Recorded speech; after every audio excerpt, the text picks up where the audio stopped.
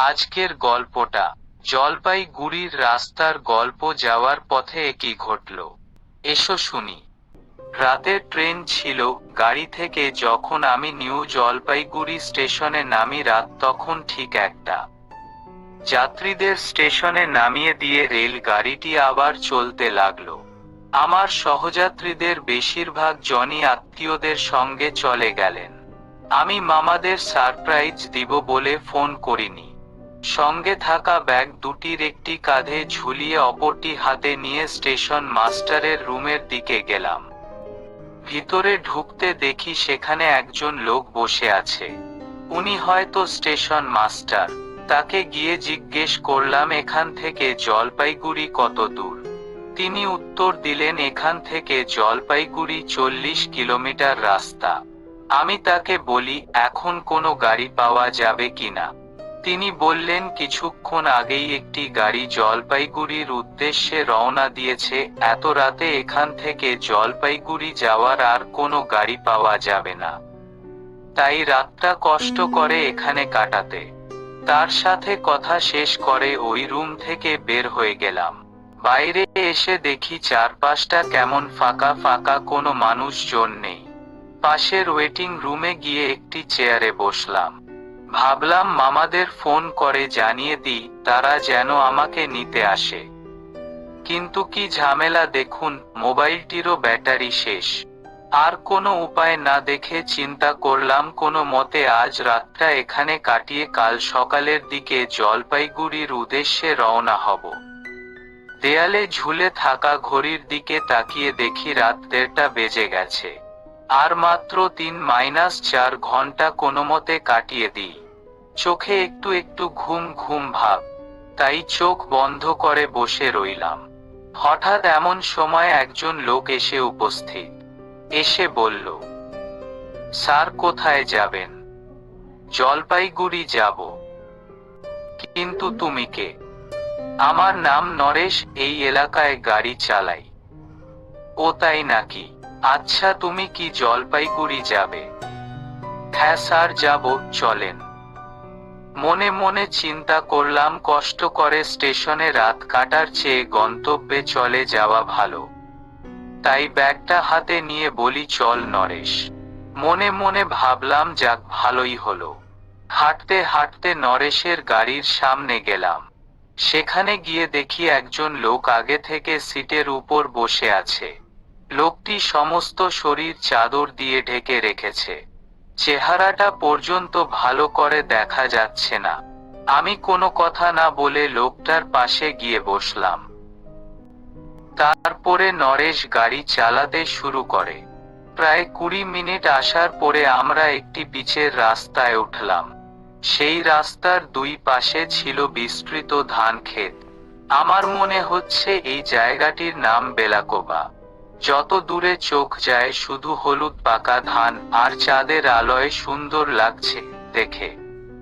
আহা, কি মনোরম দৃশ্য! কতকাল আসিনি এই দিকে। মাঝে মাঝে রাস্তার দুই পাশে হালকা কিছু গাছ দেখা যাচ্ছে। আর খরা মৌসুমে চাষাবাদের জন্য এক পাশে একটি খাল খনন করা আছে।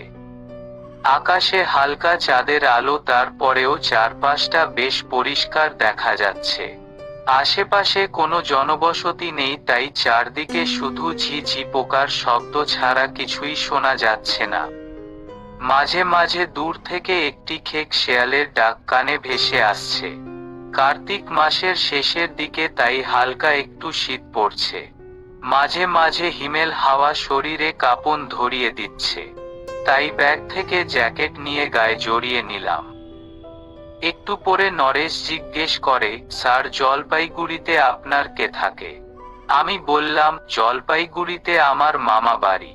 কিছুদিন পরে আমার ছোট মামার বিয়ে, তাই যাচ্ছি। ও আচ্ছা। মাঝপথে আসার পরে নরেশ বলল, স্যার আপনারা বসেন, আমি একটু খালি করে আসি। বুঝতে পারলাম সে উচ্চচাপে পড়েছে। নরেশ পিছনের দিকে একটু দূরে গিয়ে রাস্তার থেকে নিচে নেমে গেল। তাকে আর দেখা যাচ্ছে না। অনেকক্ষণ বসে থেকে আমার কোমরে ব্যথা হয়ে গেছে, তাই গাড়ি থেকে নেমে রাস্তার মধ্যে হাঁটাচলা করতে লাগলাম। প্রায় ৪৫ মিনিট হয়ে গেছে কিন্তু নরেশ এখনো ফিরে আসছে না। আমি তখন তার নাম ধরে ডাক দিলাম কিন্তু উত্তর পেলাম না। আমার মাঝে কেমন একটা টেনশন কাজ করছে। কিন্তু আমার পাশে বসা লোকটি কোনো সাড়া শব্দ নেই, চুপচাপ বসে আছে।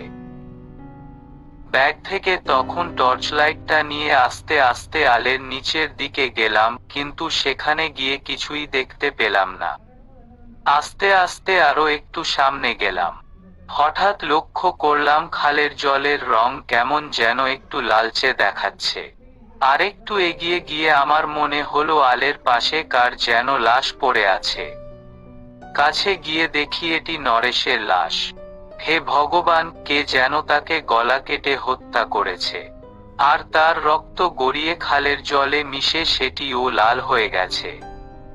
এমন সময় লক্ষ্য করলাম ধান ক্ষেতের মাঝখান থেকে কিছু একটার শব্দ হচ্ছে। এক সময় শব্দের তীব্রতা বাড়তে থাকে। বুঝতে পারলাম ধান ক্ষেতের ভেতর দিয়ে কিছু একটা এদিকে আসছে। ভয়ে তখন দৌড় দিয়ে গাড়ির সামনে চলে আসি। কিন্তু এখানে এসে দেখি চাদর গায়ে দেয়া সে লোকটা নেই। আমি চারপাশ ভালো করে দেখলাম কিন্তু কোথাও লোকটির দেখা পেলাম না। হঠাৎ লক্ষ্য করলাম দূর থেকে কতগুলো কুকুর শব্দ করতে করতে এদিকে ছুটে আসছে। কুকুরগুলোকে দেখে আমি দ্রুত গাড়ির উপর উঠে গেলাম। কুকুরগুলো গাড়ির সামনে এসে কান্নার সুরে ডাকতে শুরু করে। মনে হচ্ছে কুকুরগুলো কিছু একটা দেখে ভয় পেয়েছে। তাই ওই দিকে এক দৃষ্টিতে তাকিয়ে রইলাম। এমন সময় খেয়াল করলাম ওই দিকে আলের নিচ থেকে কেউ একজন রাস্তার উপরে উঠেছে। হাতে থাকা টর্চলাইটটি সেদিকে ধরলাম। দেখি রাস্তার উপর এক মধ্যবয়সী মানুষ দাঁড়িয়ে আছে।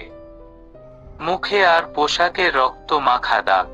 চোখ যেন জল জল করছে আর এক দৃষ্টিতে এদিকে তাকিয়ে আছে। এবার বুঝি আমার পালা, মাথার সব বুদ্ধি যেন হাঁটুতে নেমে গেছে। এই লোকটি হয়তো নরেশকে খুন করেছে। লোকটিকে দেখে কুকুরগুলো ভয়ে সামনের দিকে দৌড় দিল।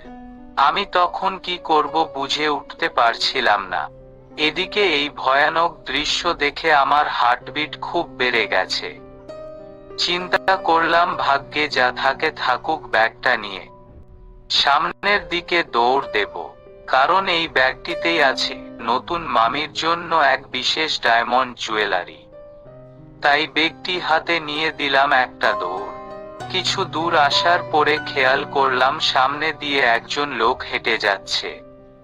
দ্রুত তার কাছে গেলাম। কাছে গিয়ে দেখি এটি গাড়ির সেই চাদর গায়ে দেয়া লোকটি। তাকে দেখে মনে কিছুটা সাহস পেলাম।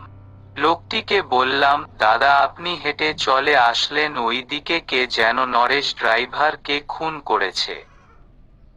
লোকটি গম্ভীর গলায় উত্তর দিল, তাই নাকি? এই প্রথম আমি লোকটির গলার আওয়াজ শুনতে পেলাম, কিন্তু আওয়াজটি আমার কাছে অতি পরিচিত মনে হচ্ছে। মনের মাঝে কেমন একটা খটকা লাগে। তাই লোকটিকে বলি, দাদা আপনি চাদর দিয়ে এভাবে মুখ ঢেকে রেখেছেন কেন? আপনি কি আপনার চেহারাটা দেখাবেন? আমার কথা শেষ হওয়ার পরে লোকটি রাবণের হাসি হাসতে লাগলেন, বললেন, মুখ দেখবি? তুই মুখ দেখবি? এই দেখ, এটি বলে তার মুখ থেকে চাদর সরালেন। চেহারাটা দেখে আমি হতবাক হয়ে গেলাম। এটা কিভাবে সম্ভব? একটু আগে মারা যাওয়া নরেশ ড্রাইভার তার হাতে কাটা মুন্ডু নিয়ে ঘুরছে। আমার সব অঙ্গ প্রত্যঙ্গ দুর্বল হয়ে যাচ্ছিল। আমার মুখ থেকে তখন আর কোন কথা বের হচ্ছিল না। এক সময় মনে হলো আমি জ্ঞান হারাতে যাচ্ছি। তারপরে আর কিছু মনে নেই। জ্ঞান ফিরে আসার পরে দেখি আমি মামার খাটিয়ায়, মামাবাড়ির সবাই আমার চারপাশে বসে আছে। আর কে যেন আমার মাথায় জল ঢালছে। পরে জানতে পারি কাল রাতে আমার সঙ্গে যা কিছু হয়েছে সেটি আসলে একটি অতৃপ্ত আত্মার হত্যালীলা। বছর 10 আগে নাকি নরেশ নামে এক ড্রাইভার যাত্রী নিয়ে জলপাইগুড়িতে যাচ্ছিল। ঠিক ওই জায়গাটিতেই গাড়ি থামিয়ে সে পেট খালি করার জন্য নামে, তারপর আর সে ফিরে আসেনি। পরের দিন ধান ক্ষেতের খালের জলে তার গলা কাটা দেহ উদ্ধার হয়। তার মৃত্যুর পর সেই যাত্রীদের আর খোঁজ পাওয়া যায়নি। এই নরেশ ড্রিভারের গাড়িটি স্টেশনের ভাঙ্গা গাড়ির গোডাউনে রাখা হয়েছিল। যেহেতু তার কোনো আত্মীয় ছিল না, সেহেতু কেউই তার অন্ত্যেষ্টিক্রিয়া সম্পন্ন করেনি, যার ফলস্বরূপ তার আত্মা আজও সেই ভয়ঙ্কর রাতের দৃশ্য গভীর রাতের যাত্রীদের সাথে পুনরাবৃত্তি ঘটায়। সেই আত্মাটি হয়তো মুক্তি খোঁজে।